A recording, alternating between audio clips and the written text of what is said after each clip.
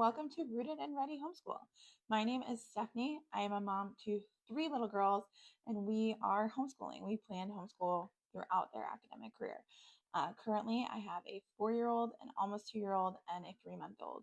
So right now, we're focusing on the 4-year-old. We'll be going into her pre-K 4-year, and we just wrapped up her pre-K 3-year. So today, I want to talk about some hits and misses of this pre-K 3-year, things we use that we really loved, things that we used that we kind of liked, and things that we weren't huge fans of.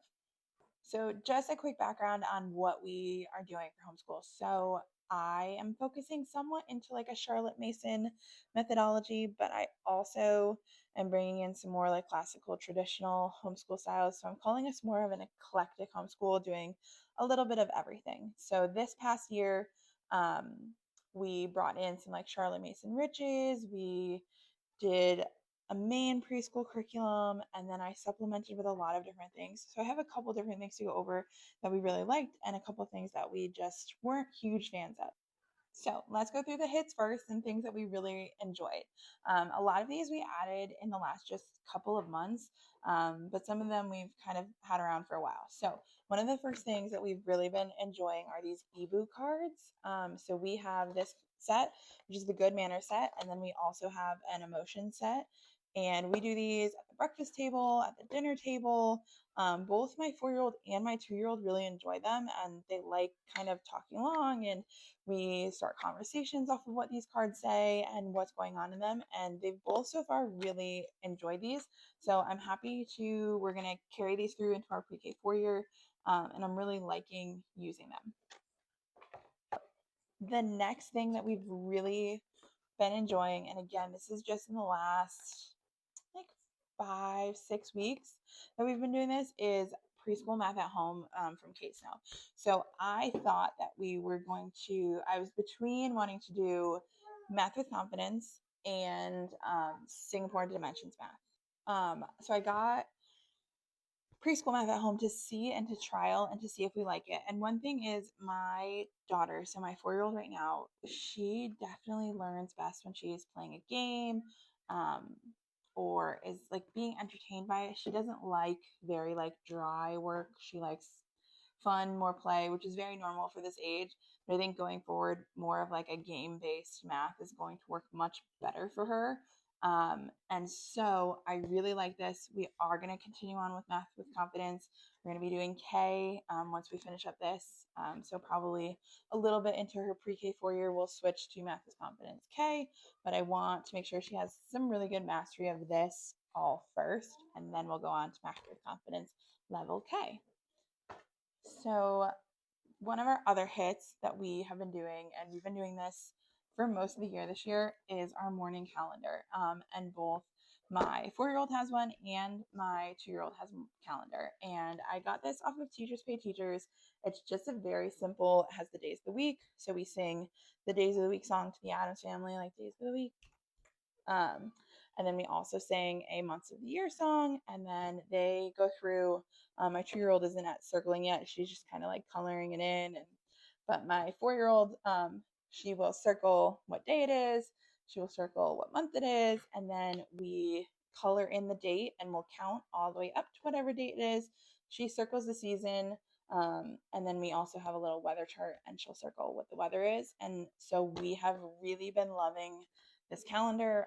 It makes calendar time really easy. We can incorporate in like learning the days of the week and the months of the year, as well as some math. And then on the back, I also have an alphabet chart. And so we've just been using this to practice her letter sounds and her letters first thing in the morning, before we get into like any of her additional like ELA work. And this is just, I ask her to like, I'll say find the letter N, and she'll circle. We do like 5 or 6 of them a morning that she circles. And then let's see, what else have we been really loving? So we then also have our set of My First Bob books, the pre-reader collection.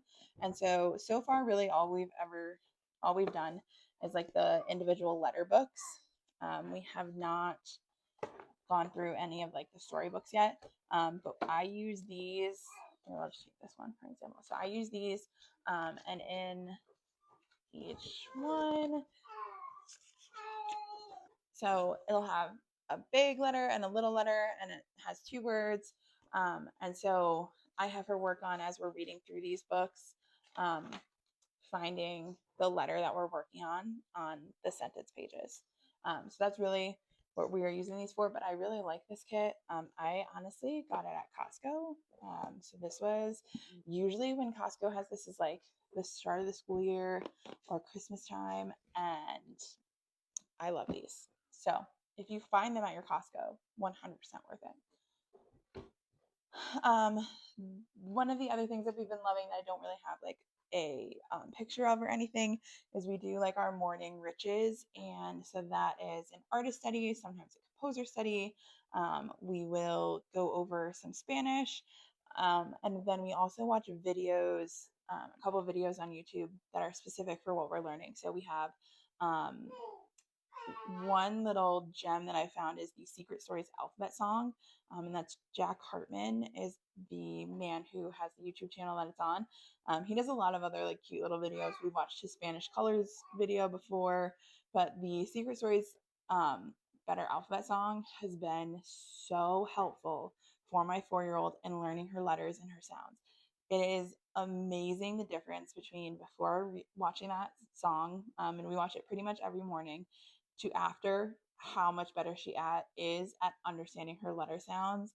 And now both her and my 2-year-old will like sing along to the song in the morning, and I use it to, they watch that while I clean up for breakfast, which is very helpful for me. But yeah, so we've been definitely loving that in the morning. We also have a Spanish hola song that we watch every morning, and then I rotate in based on like what our theme for the week is, sometimes 1 or 2 other like just folk songs or general like nursery rhyme songs. That is it pretty much for our hits, and that's a lot of what we like consistently use.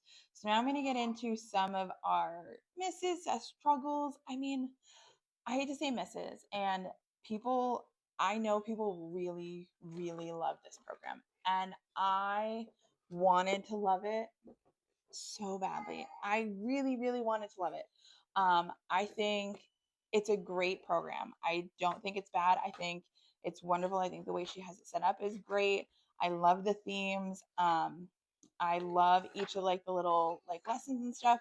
The thing that I found for me is that sometimes the activities just require more like setup than I wanted. And now I don't entirely want to just be like open and go.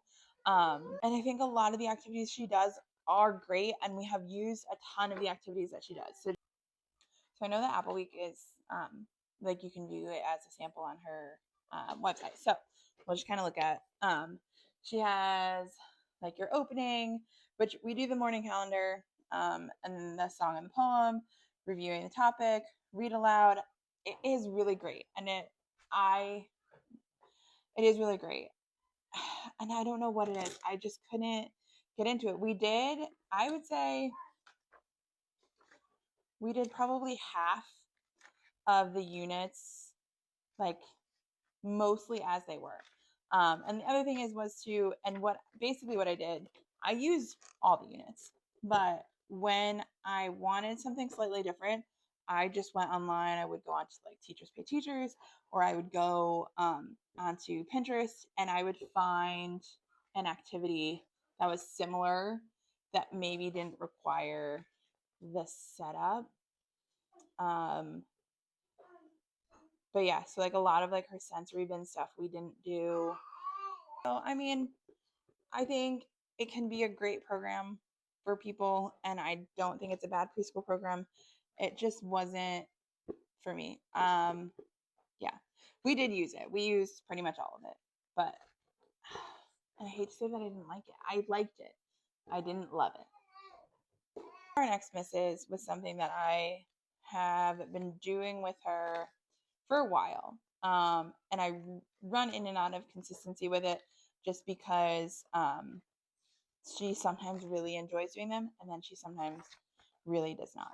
And that is my own created learning journal. Something along the lines of like this, find the letter B, and I just wrote it out.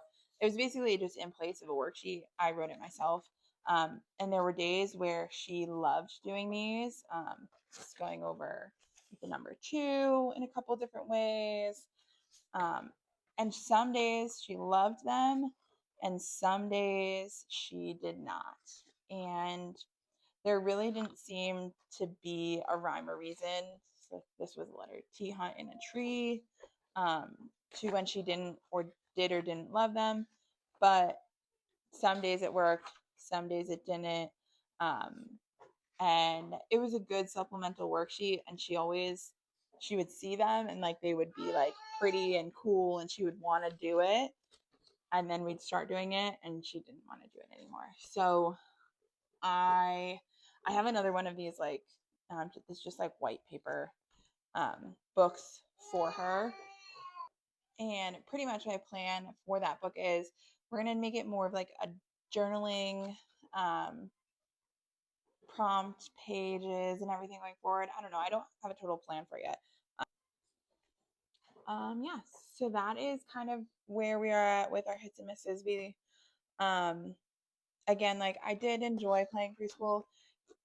And I had some units that I liked better. And I will say, before I had 3 kids, when I only had 2, it was much easier to do some of the activities. But the last couple of months, just accumulating all of the like the supplies and the materials is a lot. And that's why it's really been hard. It was hard when I was very pregnant, and then because I was just tired and exhausted. And it was also very hard when I had a newborn, just to keep up with getting all the materials together and setting everything up. But in the fall, we did it pretty religiously and we really enjoyed it.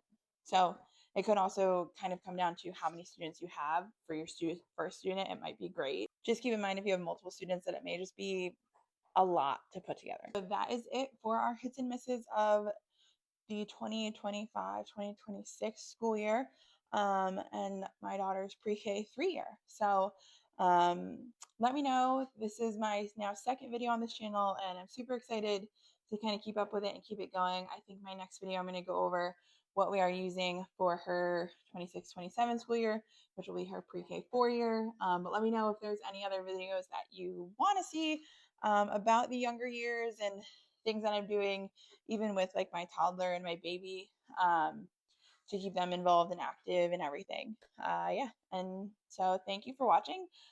If you can do all of the things, hit that like the like button, the subscribe, all those fun little buttons at the bottom. That would be super helpful. So I look forward to creating more content for the YouTube space and going from here. All right, thanks. Have a great day.